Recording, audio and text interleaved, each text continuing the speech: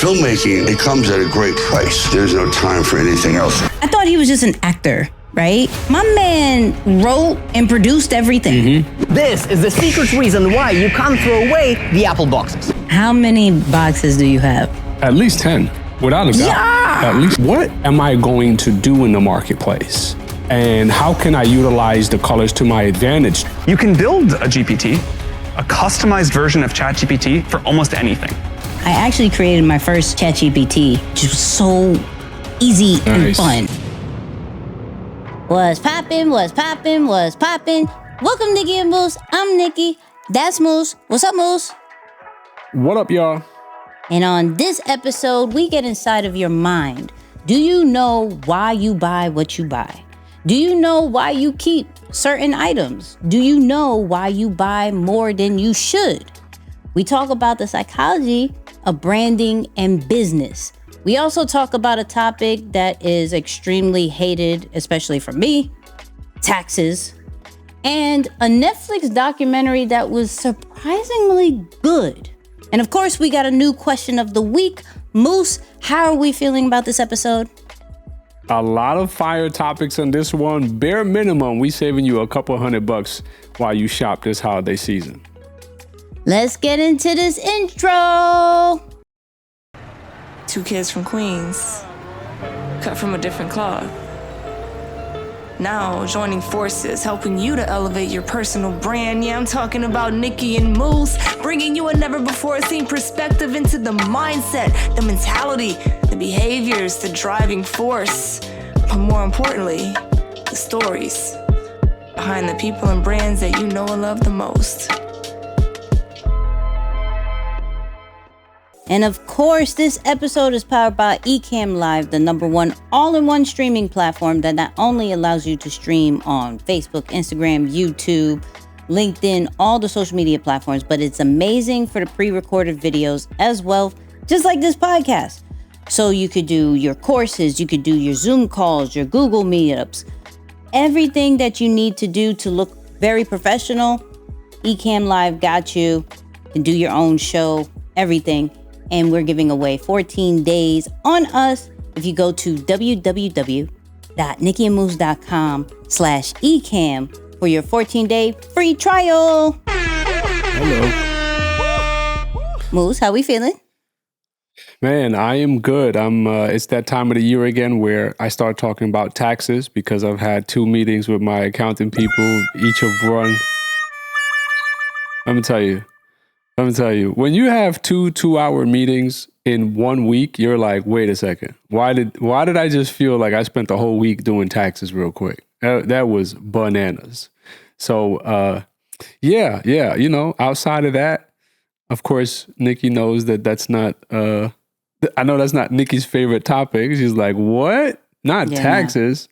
No, I'm like, I was like, favorite, like, I thought you were around that time of the month. I don't know if you were going on another fast. I don't know if you were going like getting ready for Thanksgiving and like in the new family vibe. I don't know. I wasn't expecting taxes.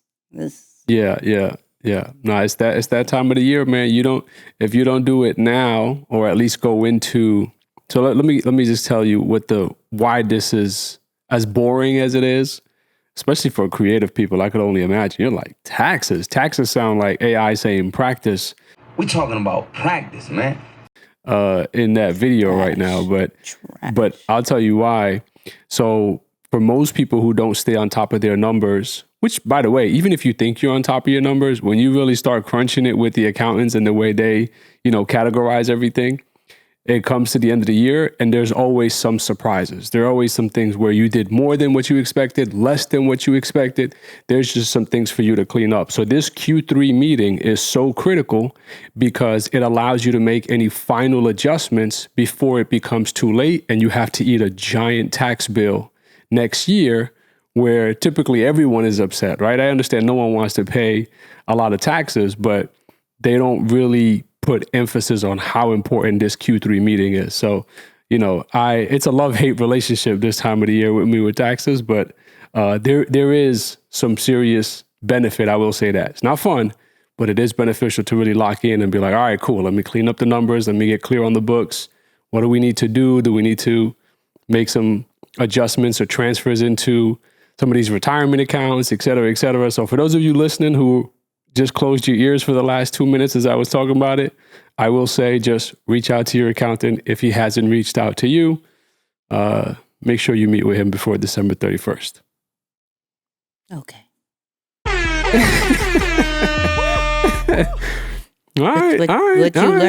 What you learned, or was that what you learned this week? That's it. That's the reminder. That's the reminder. If you don't want to cough up a big check to the IRS next year, make sure you meet with your accountant this month. That's it. That's the big reminder / lesson, all wrapped in one. A boring one. But I'm gonna be honest with you, Nix. I am becoming more and more convinced that the boring stuff is what makes people wealthy. I just there's no way around it. There's no way around it, you know?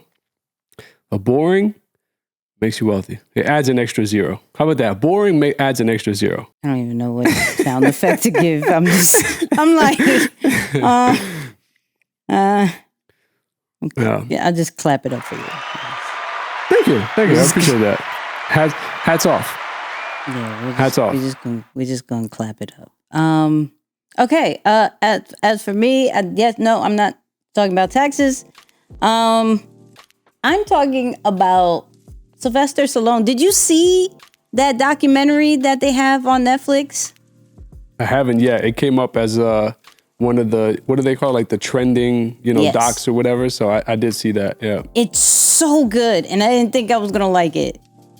So good. So okay.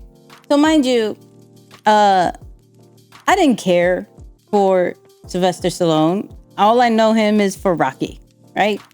Yeah. Like, okay, guy, like, okay, then dude sounds crazy. You know what I mean? Rambo, like, I didn't really know him much. I think it was a little bit before my day. Like, I think he was in the height of the 80s and I was a baby. You feel me? So when he came out with that last Rocky, I was like, why are we having Rocky? It's super late. Like, you're super old. Why are we doing Rocky again? So I try to go with an open mind, and it was so good.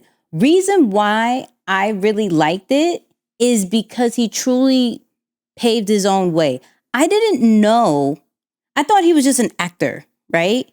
My man wrote and produced everything. Mm-hmm. I didn't know that.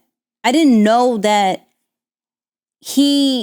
when he went into acting, and I'm not going to his full story because that wasn't the interesting part to me, even though it was like sad or so. But when he went into acting, everybody would always make him as a thug, right? Just one of those goons. And he was like, yo, I want to be something more. And so he literally created Rocky to be something more. If you don't see me as that, then I'm going to create what I want, right? So he created it. The first Rocky blew up, right? Went crazy.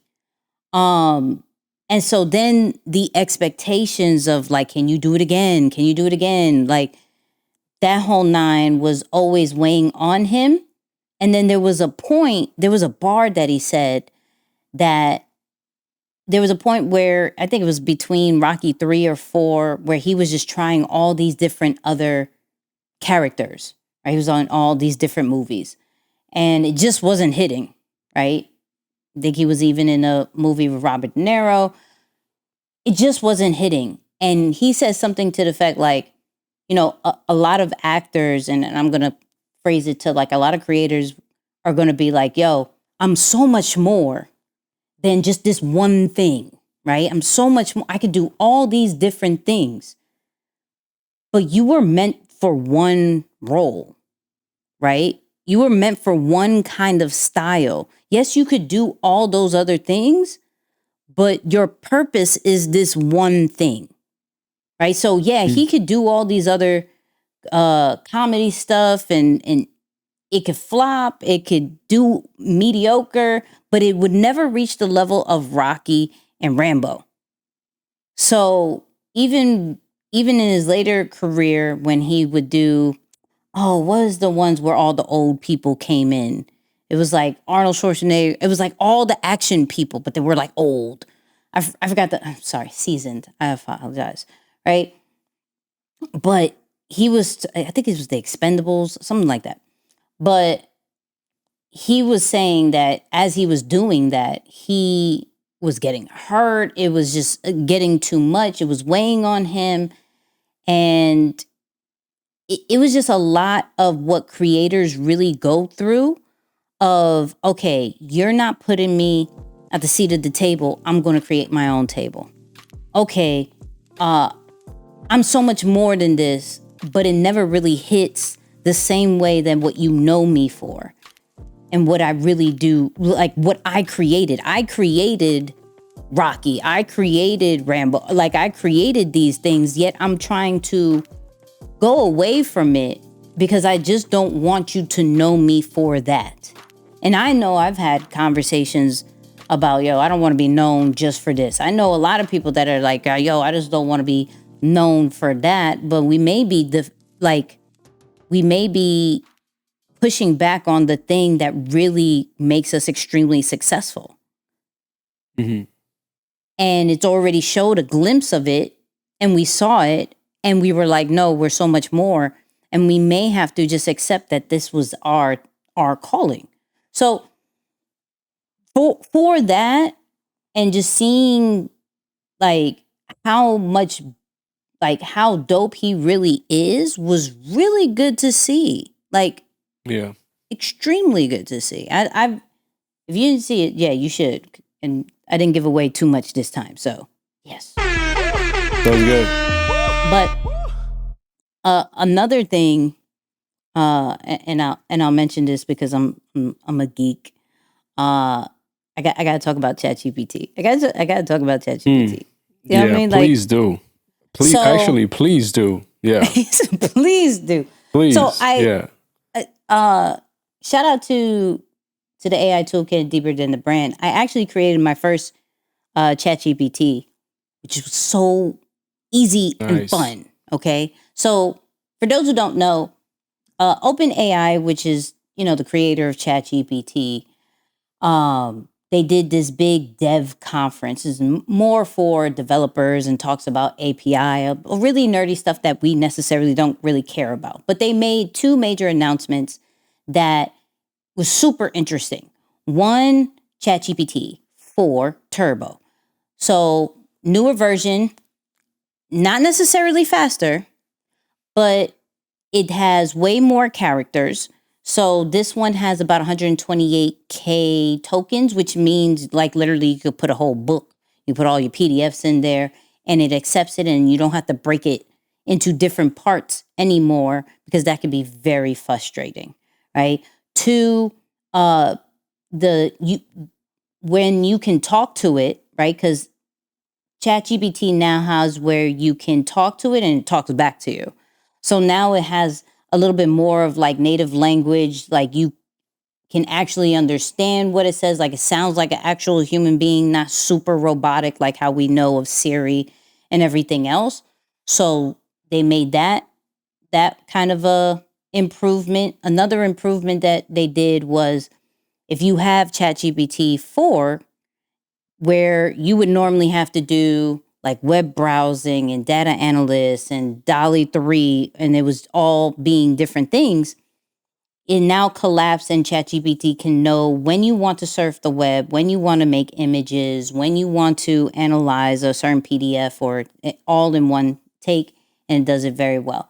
And of course, the biggest thing is instead of it cutting off, the knowledge cutting off from September of 2021, which was super annoying to most people, this one cuts off at April of 2023, and it's continuously going to update. They said they'll never allow it to be that old ever again. So from a ChatGPT 4 Turbo, that's really dope. Now, what I got excited about is that they said that you can create your own ChatGPT.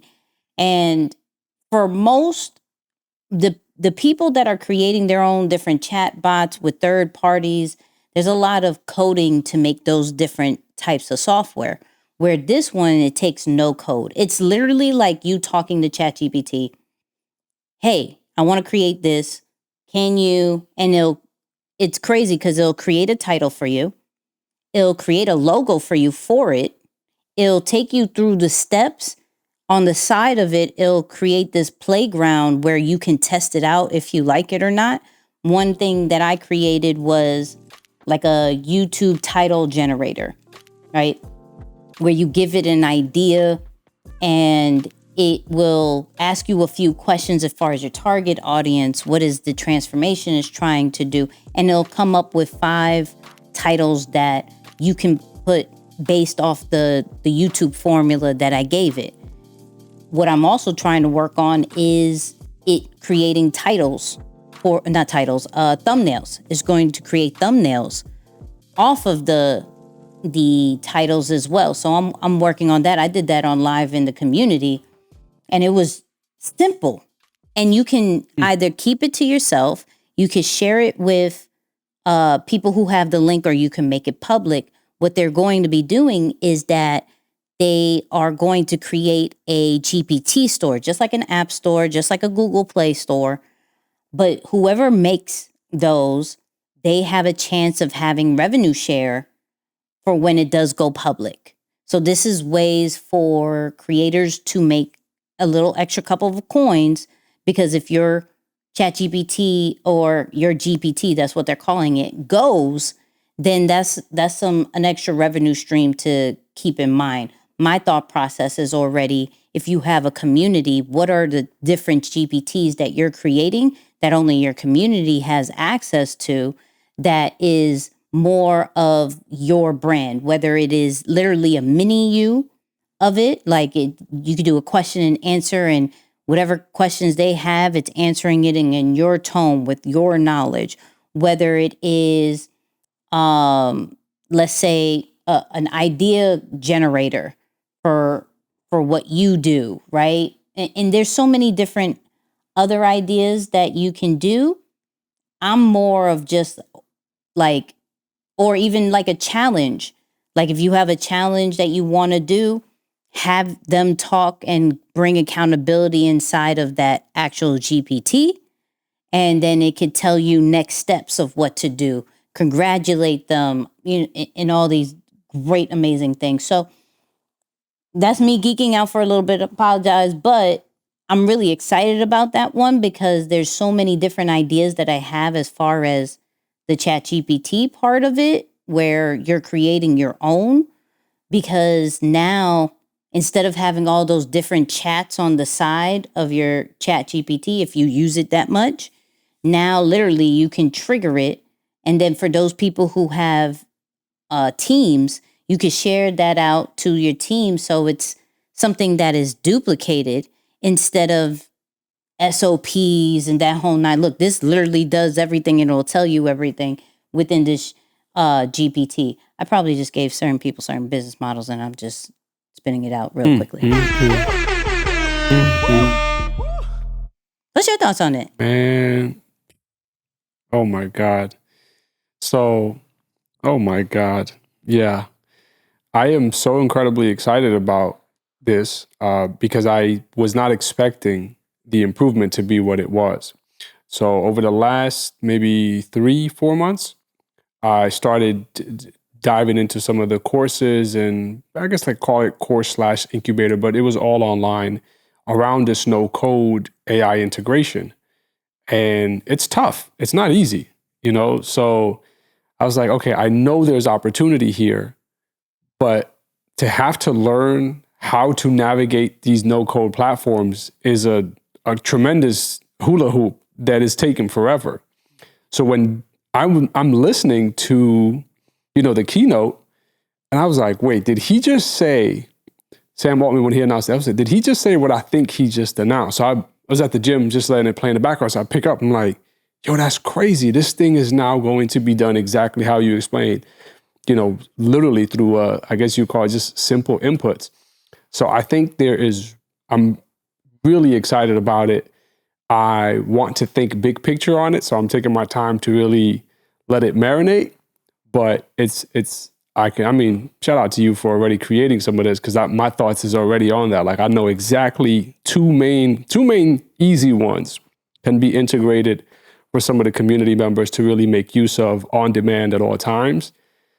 But yeah, it's gonna be fun. It's gonna be fun. I'm excited for this. I'm excited. I'm a geek out probably a little bit this weekend, where what I'm really going to do is allow Chat GPT, not the GPT builder, but the Chat GPT, to really walk me through step by step of how to even build it. Because why not ask the actual product of how to build itself? Go ahead. That was the best prompt that I ever came across. It was exactly that. It was, instead of you trying to, boss the Chat GPT around and feel all good about getting these things on demand, actually ask and let it lead you to the right way. Because I came across something, because I remember once I was trying to improve. So I had this whole realization around how courses and the online education needs a revamp. It needs something new. It needs something refreshing. It can't just be videos. It can't just be PDFs. And they're good. They've been great. But I'm thinking what's the next thing? So that was my input, into ChatGPT, the older one, I guess, at this point. And it started spitting out ideas as to how you can integrate ChatGPT into your LMS. And I was like, whoa, I didn't even think about that. Neither did I think it was possible. So to your point about allowing the technology to lead you through what is the best way to do something, yeah, it's powerful. So I think this is the only time I'll really, really suggest you guys to upgrade to ChatGPT Plus. I haven't said that officially for ever, like never. But with this particular one, especially if you're trying to take advantage of the opportunities, like definitely upgrade and start making use some GPTs and just try it out. Like, people in my community are now, once they see the live, like, okay, I'm going to try it out too. It's that simple. It's me talking to it. It gives me different options of a title for it. It creates the logo right then and there. I said, look, create because I was just testing it out. Hey, let's do one for YouTube titles. Cool. Let's call it the YouTube title something. I was like, nah, give me 5 more options. And it came up with 5 more options. I allowed the community to pick. We ran with it. Hey, give me a logo. He's like, okay, we got to give you a profile pic because it's just like anything else. Mm-hmm. And I didn't like it. I said, hey, create a chart with it going up and have the YouTube logo in the middle. It did exactly that. We're just in a really, really good time with AI. I just really feel that if people truly embrace it right now and just kind of test it out, like, at least you're going to save, bare minimum, you're going to get at least 3 hours back of your time. Bare minimum. Yeah. No, I agree, if not more. Yes. There was news that came out this week that a large corporation, I think it's an accounting firm, PwC, I forget what their specialty is, but PwC invested $1 billion over the next 3 years. But get this, not for them just to build their own AI, but specifically to train their employees on how to best use AI. But that was a little bit different, right? It's not like, oh yeah, AI. No, it's like, no, let's train our people. We're going to invest $1 billion over the next 3 years so that we can help our people really know how to use it. So that tells you where things are going. Yeah, that's good. So yeah, people, go do that. Go do that. Let's get into the creator of the week. And low-key, I really wanted to make me the creator of the week because my YouTube channel is going fire. Should've. But You should have. I should have, but that's a little slight plug. Go to youtube.com/@thisisnicky's, Nicky, the S. It's a really dope channel. Go check that. It's really fire. But we do have the creator of the week. And this week, it is James Clement, better known as Simply Believe God. Now, here's the thing. This guy, I just I was on TikTok, I'm on Instagram, and there's this dude that's just screaming in his car about God, right? And normally, I don't necessarily listen to people who are screaming at me anymore. I think I'm over that session of life. I don't want nobody screaming at me. However, I don't know if it's the filter that he put, but it felt like his whole veins were coming out and like the blood rush. And then I was like, okay, I have to pay attention. And so between the passion, between how organic, because it's literally in his car or in his living room that he is and he's not even looking at the camera. He's just looking sideways, just like boom, going crazy. Just here's just one. I'm confident that no matter what it looks like, I'm coming out of it because my God didn't lie to me. My God didn't bring me here to leave me here, but he's brought me here to mold me, to shape me, to get me prepared and ready for what he's called me to. I'm moving forward. He's making me. He's working on me. I'm coming out better than ever before in the name of Jesus. It's just, you can't but like, okay, all right, I'm paying attention Respect. now. We're here. Respect. Right. So go check him out. Like I said, he actually has like 529,000 followers on TikTok, but like 86 on IG, which is like always the funniest things. It's like, it's never really the same. It's always like extremely lopsided, one or the other. Yeah. So Yeah. go check him out. I think it's Simply Believe God. Enough said. Really, just really organic and passion content. Moose, have you heard of this person? No, I have not. And I've been in. Yeah. Come on. We outside. And I've been into TikTok lately. Honestly, I think TikTok low-key is growing as my top favorite platform because I think it's so much more informative and all that. But no, I haven't came across his stuff yet. Oh, wow. Okay. Well, Yeah. it'll pass by. Now that we talked about it, it'll pass by. I'm sure. It'll pass by. It happens. But let's get into the meat and potatoes of this actual episode. So kind of let's dive into the subconscious influence of business and branding. So today we're going to be talking about the psychology, the mind part of all of this, right? So cool thing about this week is that we were scrolling on social media, TikTok, Instagram, and we wanted to find some of the best branding and business tips when it comes to this psychology thing, right? And we stumbled upon quite a few that is super interesting that I know I'm truly excited to talk about, right? Let's talk about the very first one. Now, I'm really excited about this one because it's about chocolate, okay? It's about chocolate. But not in a way that you're thinking, right? Shout out to Jack. I want to say it's Chappelle or Chapel. One of the two. You know I always mess up these last names and I'm sorry, right? But it's talking about points of like the experience and how experience is connected to the actual product. So let's listen and watch this.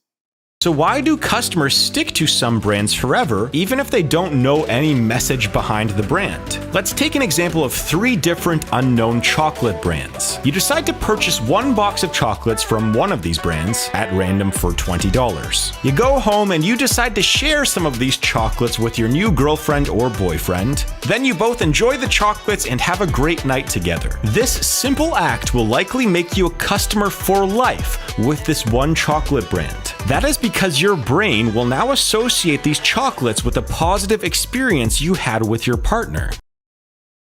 So first, now I want chocolate. Now I want chocolate. But this is really interesting because I really think about how can we connect a product or a service to a lifestyle. So when I look at that, I'm like, then why don't more chocolate people do this? Meaning, why don't we look at certain special events, anniversaries, weddings, dates, that whole 9. And my whole marketing is going to be showcasing that. My whole thing is somebody is in the hospital, needed somebody and needed a smile, and that particular brand was sent to them through the nurse. I'm showing that a surprise birthday party happened, and on the table, everybody had a joint of these different chocolates. I would be showing a really dope picnic at the park, and then there's like a plate full of these chocolates. Like, you would just connect smiles, happiness, really deep connections with your partner, with somebody that you love. And I would put it in that kind of context and be like, that's my whole thing. If I'm connecting, I'm not connecting, does it taste good? How milk chocolate is the milkiest chocolate in the world. I'm not going to do that. What I'm going to do is, what experience is going to remind you? Or if I wanted to target kids, I would go find some of the dopest lunch boxes. And when you open it, you're always going to see that chocolate. So now the kids are like, yo, I want that chocolate in my lunchbox.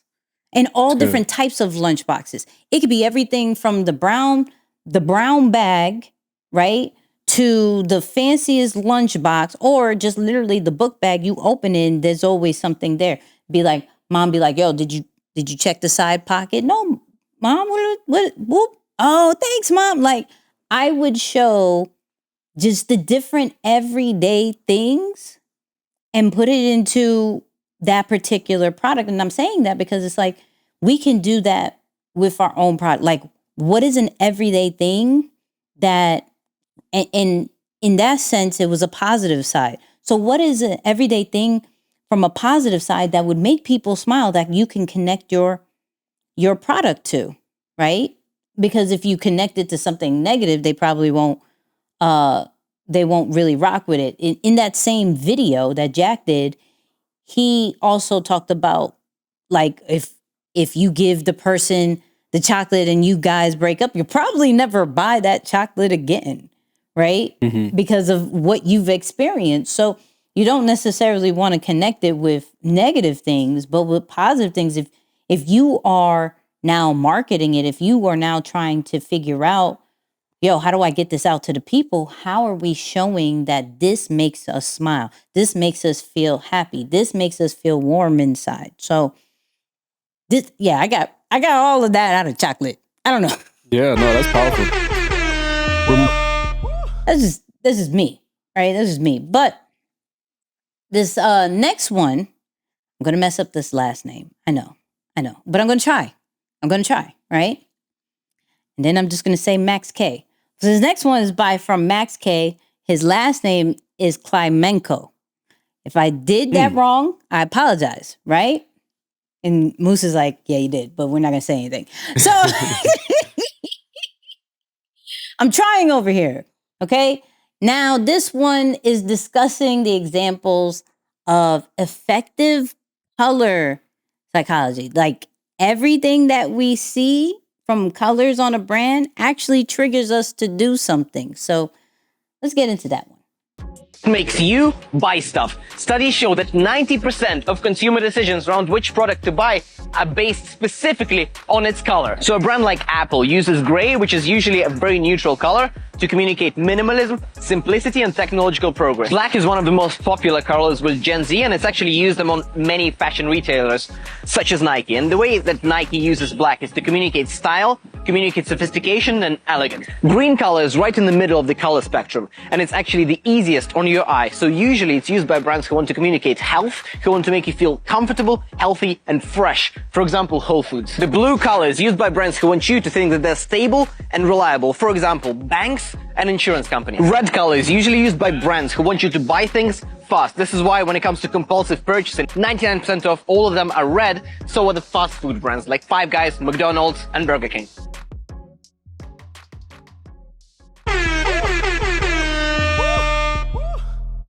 This is so critical, and it's really one of my favorite parts, because that was probably my first branding lesson that I've ever learned. Like when I go back, 6 or 7 years ago, I remember coming across the color psychology and being more in tune with the idea that, oh, there's psychology involved in branding, right? Like that's what I was naturally first attracted to, the psychology piece. And then, of course, as I learned about the importance of branding, now it all makes sense in bringing it together. But this is a really important lesson for those of us who are just starting our brand. And we always talk about creating that alignment, right, between what you do and who you are, et cetera, et cetera. And we can talk about it in a lot of different ways, even down to the product, the audience, all these different things. When you talk about, okay, now what do I want the color of my logo to be, right? It's not just now going based off of your favorite color. That's part of it. But thinking a little bit beyond that to say, all right, what am I going to do in the marketplace? And how can I utilize the colors to my advantage to communicate that, right? So you look at the colors that you choose in everything you do, from your logo to your presentations, to your business cards, to your website. I know people go as deep as the actual font, and they really think about the font, in a very detailed way. So this is something to bring you back to this idea of details matter, not in a way to make you overwhelmed and feel stressed about it, but to think about how can I utilize every aspect of what I'm doing so that I'm intentionally and even at a subconscious level communicating to my audience and potential customers to know what I represent and what I stand for. So super, super critical one here. And yeah, shout out to the throwback of reminding me of my first branding lesson. Like, oh, word, that's important, huh? So yeah. This next one, maybe me and Moose got to talk about this one. I ain't gonna hold you because this one's really dope. It's done by the same Max guy. I'm not doing it again, okay? The same Max guy is behind why we're holding on to these Apple boxes. Like how many Apple boxes do you guys have? Like if you got a laptop, the Mac, the iPad, the phone, how many boxes do you still have? I'm actually curious about that. So, but here is why. This is the secret reason why you can't throw away the Apple boxes. What phone do you have? iPhone. Do you still have the box? Yeah. Why? No, I don't. 87% of people don't throw away Apple boxes. Why do you think that is? I don't know. Do you have yours? Yes, I have a bunch actually. Why? There is literally a secret room at Apple called Packaging Room, where designers look through hundreds of different prototypes of boxes, different shapes and materials to come up with this patent. The air pocket packaging means that you can't open the box quickly. It's forcing a pause as your brand new device is unveiling itself. Although it's probably the same as the last. Hi guys, it comes out very slowly. In marketing, this is called controlled friction. Cheap products are either very easy to open or very hard. Luxury products are in the sweet spot in between. Collectible books, luxury watches, and expensive car doors are all harder to open than the cheaper versions of the products. The luxury feel of the unboxing experience makes you keep them and give Apple free advertising spots in your house. So first, how many boxes do you have? At least 10. Without a doubt. At least 10. At least 10, without a doubt. Yeah, because between my iPad, my computer, the phones, the AirPods, I have the box of, I just got rid of because I used to have the big desktop, the iMac. I just got rid of that, but I still have some of the other components because I left the keyboard and the mouse or whatnot. So yeah, a ton. I'm gonna just say that. The cases, even the box for the cases I got. So it's crazy. Why? Well, this is just an indicator that it's time to throw some stuff away now that I know that they tricked me. But yeah, there is no explanation. I got it. Yeah. Crazy. Crazy. You 3, 4. He said, no, 10. Confident. It's up there. So, it's up there. This is cool because I'm thinking of it more even for myself, right? Because as I'm thinking about, okay, I got this hat line coming down the line, right? Like, okay, thinking about the packaging and the fact I never thought of, okay, I can't stand the ones that it takes so hard that you have to get scissors and everything to open. Don't ever give me a package where I need scissors because I'm not carrying scissors. And if my keys can't open it, that is even worse. Okay. Can't stand that. Right. But I never really thought about why we keep the boxes, like because the boxes were such an experience. I'm seeing kind of a trend as far as why I get excited about things. It's like the experience of it, right? So if there is an experience of opening it, I'm now keeping every part of this experience to remember, I got this product. Like I got this. Yep. I got this phone. Yep. I got the phone. I even got the box. Now, in my head, I never thought this is why I keep it.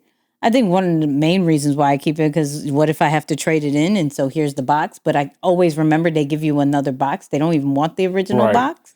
Right. Exactly. Right. So, but thinking about other things that I've kept the box on, I'm like, there's a lot of ones that I just throw out. Especially if I rip it open, it's like Christmas kind of open because I don't know how to open things. It's like, right. It's gone. I'm not keeping that, right? Or now, boxes that Cuddles has ripped open, we're not keeping those either because now. So okay, here's two experiences that has something that is similar, right? So y'all know, based off like a week or two ago, as far as me talking about network and that whole experience, right? Which I'll talk about that on the after show about something I just got. These little bears, right? These little bears, they come in blind boxes. And you open up the blind box and it has like 2 packages. It comes with the actual bear and then there's like this card, right? I think of the card, I think of like the Rolex card. Don't ask me why I think of the Rolex card because I never had a Rolex, but I instantly think of the Rolex card. So with this blind box, it's like, oh snap, I get this and I get the card and I keep the card. Now, I don't know why I keep the card. I associate it with, like I said, with Rolex. But the experience makes me want to keep the card. It's like, I know exactly who it is. This is dope, right? But I don't keep the box because it's so hard to open. First off, it's hard. I don't like, what are we doing? So more, I'm breaking things down as far as, okay, why do I keep this? Why did I like opening this? Why is this a great experience? You know and I'm probably going to put this as far as my hat line, even though it doesn't necessarily need it. You know what I always get happy with? The poppy things. You know what I'm talking about? Absolutely. Right. The bubble wrap. You give me a thing. Now I instantly, actually that's kind of fire. If I kind of have a certain kind of protective layer for the case of the box, you instantly think it's fragile. Oh, what?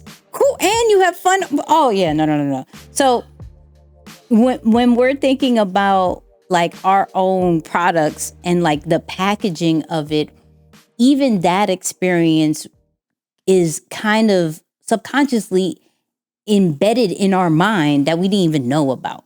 That alone was super crazy to see. I was like, what?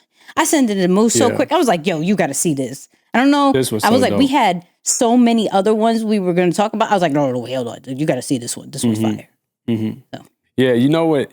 So just because you're using that word, subconsciously, I think the reason why I keep boxes to expensive things because of the sneaker era. You remember when you used to buy sneakers? It's like if you were ever going to resell, boxes. That's when it really matters. Like, oh, you got the box? That was, I remember that because I remember in high school, that was the main thing. I remember going to Flight Club and that's, prices can vary, not a ton, but that was a big thing, right? It's like, okay, you got the box for. Yes. Yeah. So I think subconsciously, I definitely held on to some boxes that I shouldn't have just because of that, that era. But what I even took away from this is kind of what you just spoke to here as well. The idea that you don't just package your products because it looks nice. That's part of the reason. Yeah, absolutely. You want your project to have great appeal to it, but you are still communicating to your customer senses as they open the box, right? That's creating an experience. And so who knows, maybe we bought so many new iPhones subconsciously because of that feeling that we got that first couple of seconds as we were trying to rip the box open with that grand feel. And it does feel like a premium product in your hand. And so it's funny because even in the clip, he says, it's the same one, but we do the same, we do this every time. So it's so cool to think about, again, the details. Of course, my air traffic control is geeking out about a lot of this here too, because it brings a lot of those elements into it in saying there are small things that do matter and you don't just have to rush to the final transaction point where the money is converted into your account. There are things that lead up to it that you can really think about and be creative and even get inspiration. So the fact that they have a secret room to test different boxes and, do all of that, things like that are super cool, man. That's awesome. Listen, we could probably stay on this one for a little bit, but we got to go for real to the next one, still on the experience. And you've probably been through this store and you've either had a positive experience or a negative experience. I'm talking about IKEA. Okay. I'm talking about IKEA. Stefan Den from TikTok has this really dope breakdown about IKEA, about why we buy so much with them. I went to IKEA for one thing and I came out with all this stuff. Yeah, that's how it works. IKEA does a lot of things to get people to spend more, and about 60% of the purchases are from impulse buying. The first thing that IKEA does is have a very unique store layout. A lot of stores you can kind of explore as you want to, but not with IKEA. Instead, they bring you through a very specific path that gives you an average of 300,000 square feet of walking, or 5 football lengths. They do this because even if you just wanted to pick up some kitchen plates, you have to walk by pillows, rugs, toilet accessories, so many things first. And you tend to just pick those things up as you go so you don't have to walk back later, meaning that you end up buying more. They also set up the store very strategically, putting mirrors in specific places, so as you walk by them, you feel like you can visualize yourself really belonging in that room. Then they do something known as decoy pricing, where they put a middle value item in between a cheap and a premium one to make both look more appealing. And last up is the food. Even if you don't know that $500 is pretty cheap for a couch, you do know that 99 cents is a good deal for breakfast. And people tend to think that the low food prices mean that the furniture is a good deal too. Make sure you follow us for more money info like this.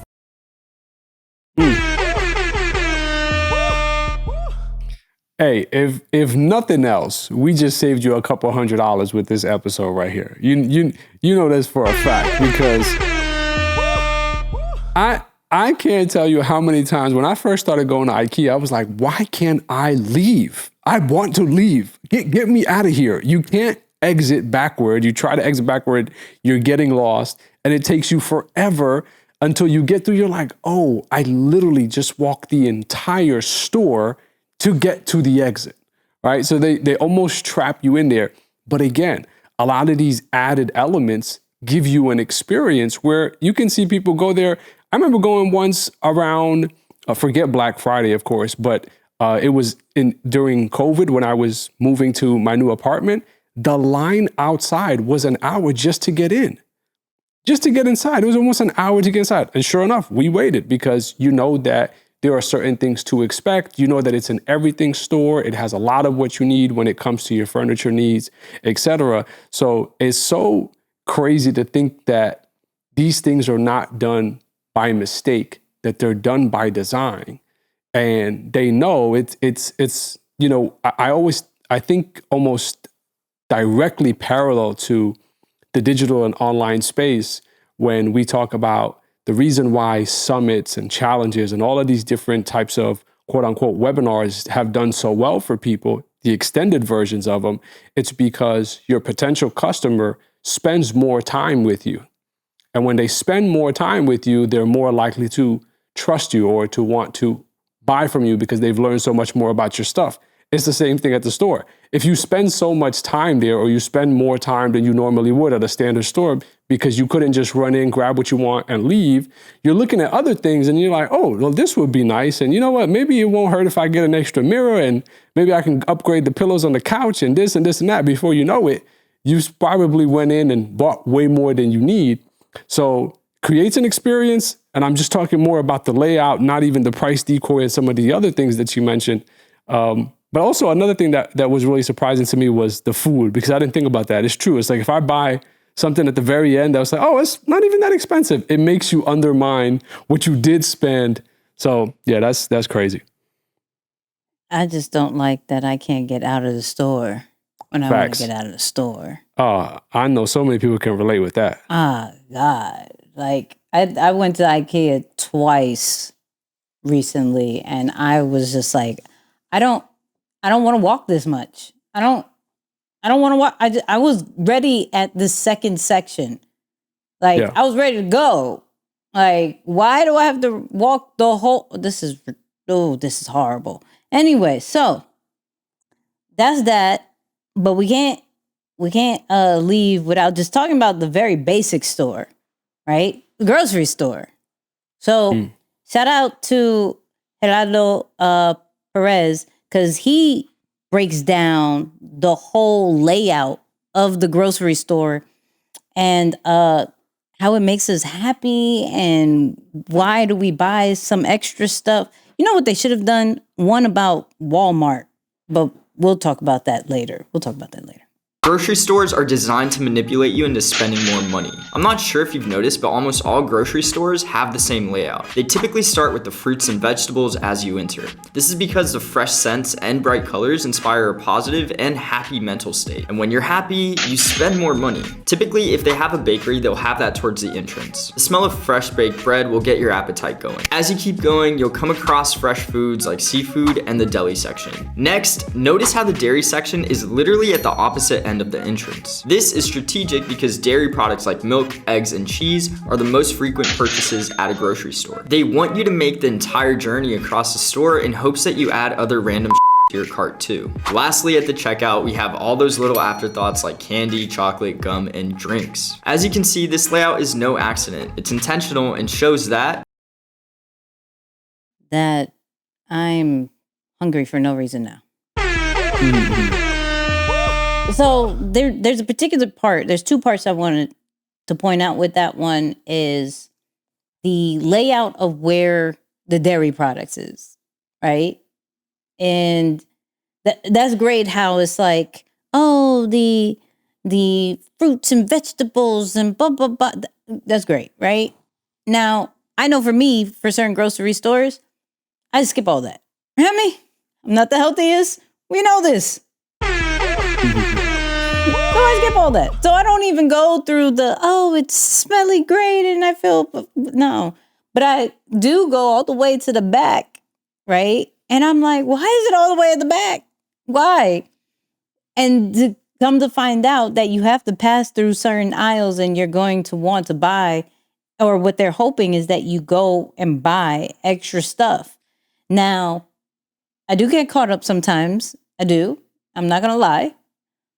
But what I've seen myself get caught up, or I've seen other people get caught up, is that last part. So when you wait in the register, when you're waiting online, and then all of a sudden, and they have all the travel size or whatever stuff it's not even about the candy per se. It's really about I need a Tide pen. No, you don't. No, you don't. When's the last time you got a stain? You have no reason Right. to get, oh, you know what? I totally forgot the floss.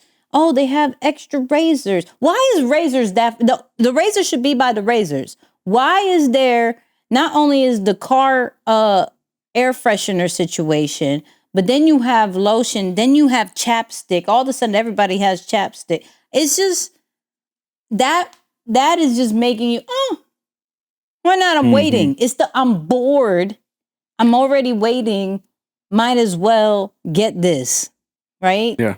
It's so much more. I've realized that they add so much more than just candy. Because before it was like, all right, let me get because I've been hungry and at least let me calm down my stomach. Let me get this candy, right? Yeah. Cool, let me do that. But now they have all these other things, especially depending on what store you go to. This is why I don't go to Walmart. I don't go to Walmart. Walmart is the devil to me. I'm sorry.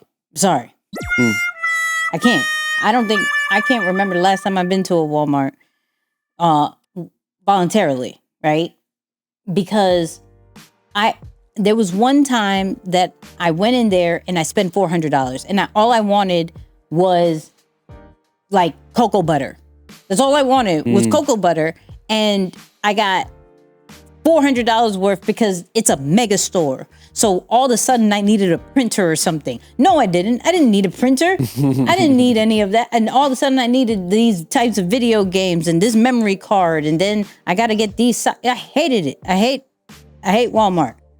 See, even my dog in the background is just playing around because he hates Walmart too. Right. Yeah. I would love if somebody would break down Walmart, but I at least understand the other stuff. I at least understand that one. Yeah, absolutely. The psychology behind why it is the way it is. That's a fact. That's a fact, people.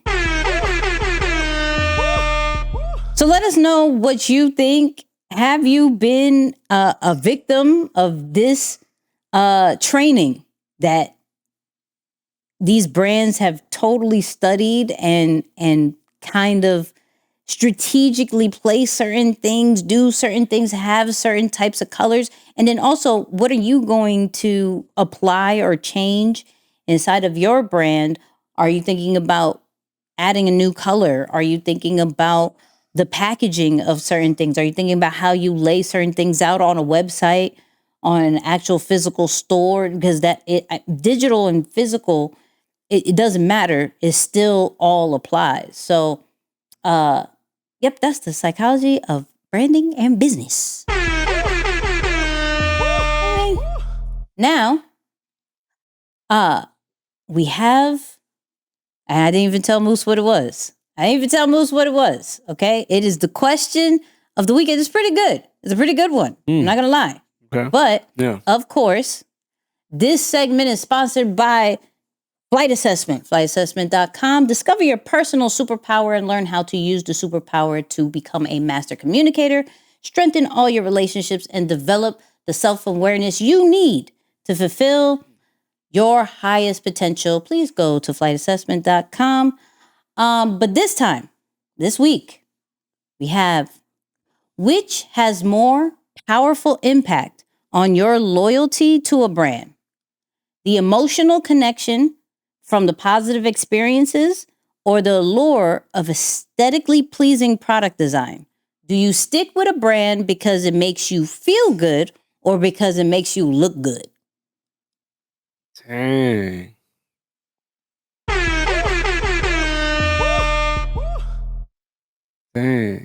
Okay, hold on. I gotta get my complete understanding of it. So do you stick with a brand because it makes what you? You're gonna do is kind of No, I'm not gonna change it this time. I'm gonna just leave it as is. But you said, do you stick with a brand because it makes you feel good or because it makes you look good? Mm-hmm.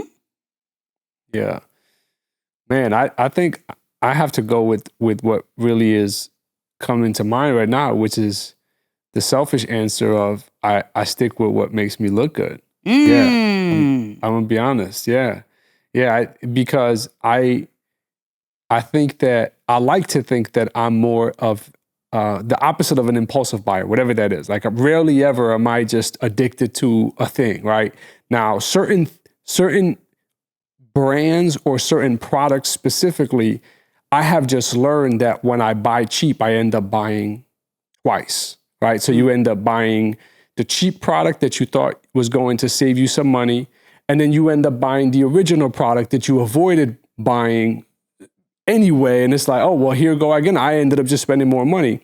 So I like to think that I'm more of that strategic buyer, shopping, whatever, intentionally.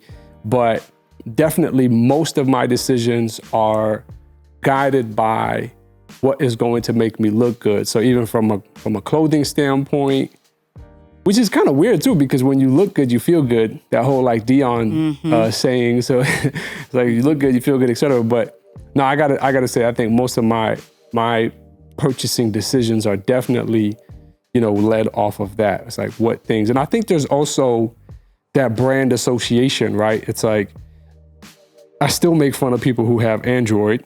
That's a given. It's like, what? You don't have an iPhone? Like, why are you doing that to yourself? Right. So I think that's part of the process too, right? And I don't know if that can also be mixed in with this caring for what other people think type of thing, but definitely I think for me, yeah, I'm going based off of that. Yeah, I have to go the opposite of you. I am the experienced person, right? I am what makes me feel good. I'll give a quick story. So I had to buy a new bed. Okay. It's just that time. I just need to get a new bed, right? I've had this one for years. I've had certain like neck problems, low back problems, and I'm just like, you know what? Isaiah, don't get me like you got Moose last week. Don't do that. Don't do that. I was about to say. But it has a lot to do with how I sleep and just the bed. So here I go. I go to, how do you say it? Tempur-Pedic, whatever that one is. The one with the T. No, you said it right. Yeah, you said it right. So I go there, and I'm one of those people that is the flag store person. I'm not going to go to a third party mattress firm or nothing like that. No offense. If you want to sponsor us, that's great. But no offense, right? So I went to the flag store. When I tell you, I went in and I'm one of the best. I'm gullible. I'm sorry to say that out loud, but I'm like a salesperson favorite person because I know exactly what I want, but you can still steer me left and right, right? So I go in, I need a new bed. The customer service was mid, right? I'm not going to tell you where or what store, but it was just mid. And I'm like, okay, tell me which one I should get, right? They put me on like 2 different beds. I was like, okay, I want this bed. I want this bed. Price was not the greatest, but I was like, I just want a bed at this moment. I was in pain. I just want a bed. And then they were like, aha, but there's more. Like, you can't just buy the mattress. You have to buy the base. And then they show you all the cool stuff that the base does. Cool. Then the price just doesn't make sense because you have to buy the mattress and the base, right? Mm-hmm. So I'm like, okay, I'll come back, right? I call Aaron. He's like, you need to go to at least one more place. I know how you are. You probably would have bought it, but go to one more place. So now I go to Sleep Number. I go to Sleep Number. Sleep Number's like, come here, lay down. They have a TV up top. They said, right. Fire. TV up top shows your like silhouette. Okay, let's figure out your number. Boop, boop, boop. And it shows as the numbers goes up. And then it shows like what your body is and the pain points. And then when it hits your number, how it reduces the pain. Like how it was like red and then it goes all. So it's like, oh, hello, you're taking me through. And I'm on the phone with him like, this is a whole experience. And he was like, yeah, they got you. I was like, this is great, right? And so I was like, okay, I want the bed. Like, what size are you? King. No problem. Here. And it was like, all right, let's check you out. Wait, I don't need a base? No, you don't have to. But if you want to, but you don't have to, you could use your existing one. Well, then tell me about the base. Because if I don't have to, I want to know about it. Okay, cool. Here's this one. And it only costs an extra $2 something. Oh, great. Oh, we have other ones. The adjustable. What? Tell me more. Right? Oh, man. I was there. Yeah. Hello, we're here. Now, what I will say, shout out to Sleep Number, but your salesperson could have gotten me more, because there was this, I guess there's this i8 bed that everybody buys. That's like one top, a little bit up tier, right? Mm-hmm. And I asked, why does everybody buy it? Because if you give me a right reason, I'll buy it. Right. Why everybody buy it? Oh no, it's just everybody buys it. Just it's not a real big difference. It was kind of mid, and I was like, all right, I got the experience with the TV and everything off of that one. Give me that one. Don't give me this one. So I was sold off of the experience. Now, which one's better? I don't know. I don't know which one's better, but I know which one gave me the experience and why I'm going to buy it. I know why I'm going to buy more of these blind boxes of this Bear Bricks, because it's an experience to see which ones I get. If it's an exclusive one, if it's a mid one, whatever it is. So I'm big on the even from eating. I love Melting Pot because it's a whole experience. It's a fondue spot that you get to cook your own stuff. They have also a great dessert situation. I'm plugging a whole lot of brands, but it is what it is. That there's one, I think you've seen it, when it was the Le Petit Chef, where it's a super interactive dinner where literally like you have this chef cooking for you, like it's a drawing, but then they put out the whole extra plate. It's really fire. And I want to do more of that. Like I want to go see the Northern Lights because of the experience. So, yeah, no, I'm an experience girl. Oh, that's fire. I got so caught up into the experience, I forgot that we were even doing question of the week. I'm like, what? They gave you a bed, a TV on the wall, on the ceiling. Right, because it's like dope. you see it and it's like, oh wow, that's dope. Now I was like, yo, now I want a TV on the wall. They're like, yeah, a lot of people say that. Oh, that. So now I got to recreate it. This is going to be great. So yes, I'm an experienced person, but people, what are you? Are you the experience or are you the looks person? I gotta look good to feel good. All that great stuff. Or are you like, listen, I want memories. I want to remember how this brand made me feel. I go here and I feel prestige. I go here and I feel comfortable. I go here and I felt like a whole chef. Like, and I know I can't cook, not me. I could. But anyways, y'all let us know. What are you? Make sure you check out the after show. There was something. What did I say I was going to talk about? Oh, I know what I was going to talk about. We're going to talk about it in the after show. Okay? Every Tuesday, 8:30 p.m. Eastern, we are live on YouTube, on our YouTube channel, Nicky and Moose. Go check that out. Flightassessment.com, Extreme Execution. Go check that. Deeper Than the Brand. AI Toolkit, because I'm going to go crazy about this GPTs. You feel me? Hello. But Moose, final words. Yeah, think about this, man.